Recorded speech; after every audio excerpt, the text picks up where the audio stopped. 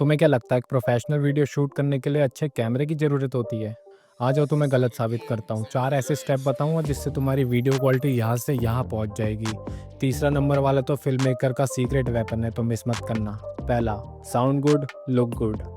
देखो, जब तक तुम्हारी ऑडियो में दम नहीं होता तब तक तुमसे ऑडियंस इंगेज ही नहीं हो पाएगी।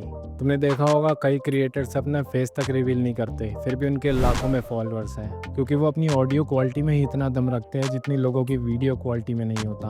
अब तुम्हें क्या लगता है, मुझे ऐसे हाथ में फ़ोन पकड़ के अपनी ऑडियो रिकॉर्ड करने में मज़ा आता है, या फिर मैं अपना iPhone 16 Pro Max फ्लैक्स कर रहा हूँ?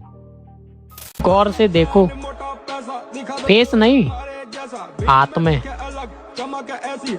1 लाख का है ये। खैर, ये सब साइड में रख के देखे तो मुझे मेरी वीडियो में ऑडियो क्वालिटी भी मैटर करती है। ऑडियो से मेरा मतलब ये नहीं है कि आपको मैच्योर वॉइस चाहिए, भारी आवाज़ चाहिए, सिग्मा मेल वाली आवाज़ चाहिए, नहीं।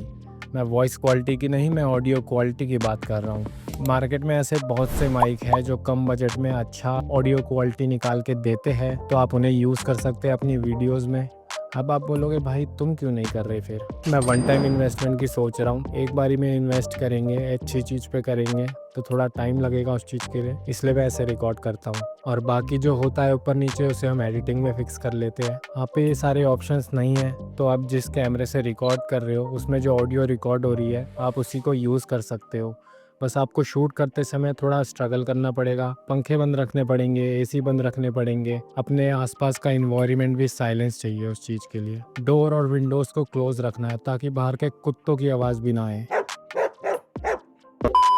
भाई डोर और विंडो बंद कर देंगे तो लाइट्स की कमी नहीं हो जाएगी रूम में, क्योंकि सनलाइट से ही अच्छी वीडियो आती है। तो उसी चीज़ को फिक्स करने के लिए हमारा सेकंड पॉइंट है, लाइट क्रिएट्स द मैजिक। देखो, तुम जितना भी अच्छा कैमरा ले लो, जब तक आप अपने कैमरे से बेस्ट आउटपुट निकाल के नहीं दोगे तब तक कोई फ़ायदा नहीं उस महंगे कैमरे का। बेस्ट आउटपुट से मेरा मतलब है कि बेस्ट वीडियो क्वालिटी जो आपका कैमरा आपको दे सकता है पर आप अचीव नहीं कर पाते। क्यों? क्योंकि आपके पास प्रॉपर लाइट्स नहीं है। एग्जाम्पल के लिए ले लो, ये रूम नॉर्मल लाइट्स में कैसा लगता है और प्रॉपर स्टूडियो लाइट्स में कैसा लगता है, दोनों में बहुत फ़र्क है। बस इससे यही बताना चाहता हूँ कि अच्छा दिखने के लिए अच्छा बनना पड़ता है। अब लाइट्स को कहाँ यूज़ करें, कैसे यूज़ करें, कहाँ उसकी प्लेसमेंट करें जिससे आपको बेस्ट रिजल्ट मिलेंगे आपकी वीडियो में। तो पहली लाइट है हमारी की लाइट। की लाइट वो लाइट है जो सब्जेक्ट पे डायरेक्ट पड़ती है, आप इसे जितना सॉफ्ट रखो उतना ही बढ़िया है। अब इसकी प्लेसमेंट कहाँ करनी है? हमेशा सब्जेक्ट के 45 डिग्री पे रखनी है आपको, क्योंकि आप एक टिकटॉकर नहीं हो, आप एक प्रोफेशनल वीडियो शूट कर रहे हो। 45 डिग्री पे रखोगे तो सब्जेक्ट पे लाइट फ्लैट नहीं लगेगी, एक साइड शेडो क्रिएट होगी जिससे एक अच्छा रिजल्ट मिलता है। अब कभी कभी ये शेडो कुछ ज़्यादा ही डार्क हो जाती है, अब इसको फिल करने के लिए हम यूज़ करते हैं अपनी सेकंड लाइट, फिल लाइट। अब ये काम क्या करती है? जैसे इसकी नाम में है फिल, वैसे ये काम करती है, शेडो को फिल करने में हेल्प करती है, या मान लो शेडो को कंट्रोल करने में या उसे सॉफ्ट करने में हेल्प करती है। बस इतना ध्यान रखना कि की लाइट जितनी स्ट्रांग नहीं होनी चाहिए ताकि शेडो बने रहे। अब बात है इसकी प्लेसमेंट की, इसे कहाँ रखे। तो अगर आपकी की लाइट राइट साइड 45 डिग्री में है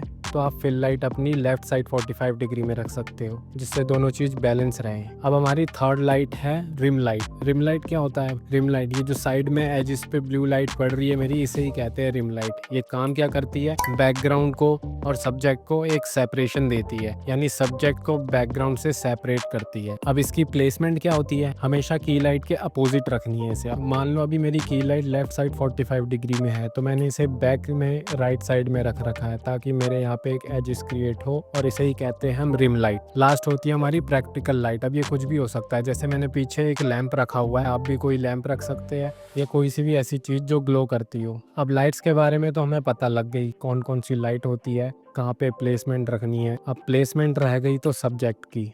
अब उसी पे अपना थर्ड पॉइंट है, फिल्म मेकर का secret weapon, composition creates attention.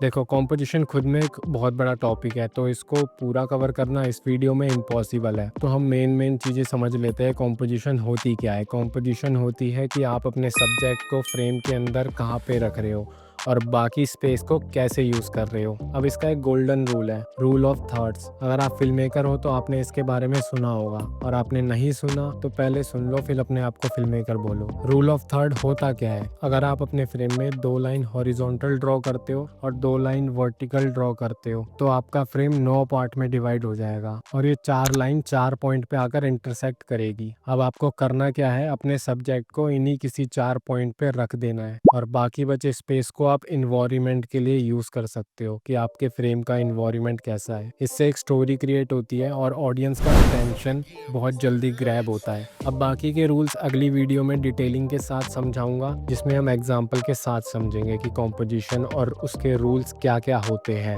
अब आपने ऑडियो क्वालिटी के बारे में जान लिया, लाइट्स के बारे में जान लिया, कॉम्पोजिशन के बारे में भी समझ लिया। ये 3 पॉइंट क्लियर करके भी आपकी वीडियो क्वालिटी इंप्रूव नहीं हुई तो आपके कैमरे की गलती नहीं, आपके कैमरे के सेटिंग की गलती है। तो देखो, फोन हो या कैमरा हो, उसको जब तक आप मैनुअली कंट्रोल नहीं करोगे तब तक आप अपने फोन से या कैमरे से बेस्ट परफॉर्मेंस नहीं निकाल पाओगे उसकी। तो ऑलवेज आप मैनुअली कंट्रोल करो कैमरे और फोन को। कैमरे वालों को मैनुअली शिफ्ट करना बड़ा इजी होता है, एक क्लिक से आप मैनुअली शिफ्ट हो जाते हो। बात आती है फोन वालों पे। फोन में भी ऑप्शन होता है प्रो मोड, वो शो ऑफ के लिए नहीं होता, आप उसी से मैनुअली कंट्रोल कर सकते हो अपना कैमरा। अब दिक्कत तब आएगी जब कईयों के फोन में प्रो मोड नहीं होगा, तो चिंता मत करो, बहुत से ऐप मिल जाएंगे आपको प्ले स्टोर में जिससे आप अपना कैमरा मैनुअली कंट्रोल कर सकते हो। अब आप पे ये बहाना भी नहीं रहा, अब आप बोलोगे कि मैनुअली कंट्रोल करना ही नहीं आता तो कैसे करेंगे। देखो, हर कैमरे में ये 3 ऑप्शंस मेन होते हैं, ISO,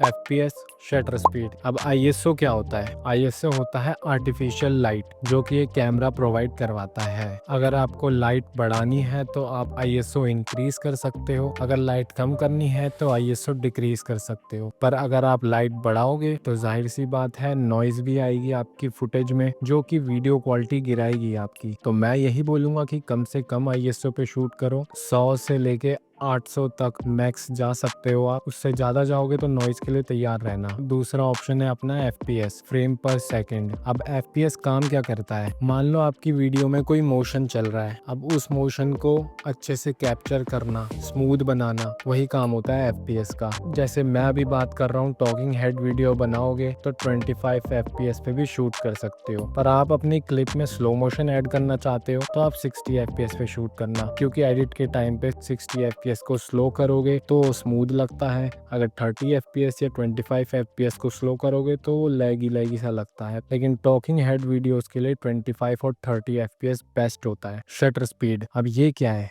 शटर स्पीड का मतलब होता है कि आपके कैमरे का शटर कितनी देर तक ओपन रहेगा। अगर शटर स्पीड ज़्यादा है तो कम टाइम के लिए आपके कैमरे का शटर ओपन रहेगा, अगर शटर स्पीड कम है तो आपका ज़्यादा टाइम के लिए शटर स्पीड ओपन रहेगा। अब इसको कब और कैसे यूज़ करना है? अब आप कोई फास्ट मोशन रिकॉर्ड कर रहे हो तो आप अपना शटर स्पीड बढ़ा लेना, क्योंकि शटर स्पीड फास्ट मोशन को अच्छे से कैप्चर करता है, अच्छे से विजिबल करता है। अब इसको एग्जैक्ट रखना कितना है? जितना आपका FPS रहेगा उससे डबल आपका शटर स्पीड रहेगा। मान लो आप 30 FPS पे शूट कर रहे हो तो इसका शटर स्पीड रहेगा 1/60, जो कि डबल है आपके FPS से। अगर आप 60 FPS पे शूट कर रहे हो तो आपका शटर स्पीड रहेगा 1/120। तो हमेशा शटर स्पीड FPS के डबल रखना है, ये चीज याद रखना। अब आपने कैमरे सेटिंग के बारे में भी जान लिया। चारों ऑप्शन जानने के बाद अब ऐसा नहीं है कि आपकी एकदम से वीडियो क्वालिटी इंप्रूव हो जाएगी, आपको प्रैक्टिस करनी पड़ेगी उन चीज़ों पे, उन चीज़ों को याद रखना पड़ेगा, कौन सी चीज़ कहाँ पे यूज़ करनी है वो याद रखना पड़ेगा, तभी आपकी इम्प्रूवमेंट धीरे धीरे होगी। तो आज के लिए इतना ही था। बाकी जो मेरे इंस्टा से आए हैं मेरे यूट्यूब पर, भाई उन लोगों के लिए दिल से थैंक यू। आप कुछ सीखना चाहते हो तभी आए हो और मैं उस चीज़ को अच्छे से सिखाऊंगा। और जो एडिटिंग के लिए आए हैं उनको थोड़ा सा वेट और करना पड़ेगा, क्योंकि एडिटिंग तभी अच्छी होती है जब शूट अच्छे से हुआ होता है। तो पहले हम शूट कवर करेंगे, उसके बाद हम एडिटिंग स्टार्ट करेंगे, जिससे हम प्रोफेशनली चीज़ें सीख पाएंगे और डिटेलिंग के साथ। ऐसे ही और नॉलेजेबल वीडियोस के लिए चैनल सब्सक्राइब कर लो और मिलते हैं अगली वीडियो में। तब तक के लिए टेक केयर। ओ भाई गर्मी।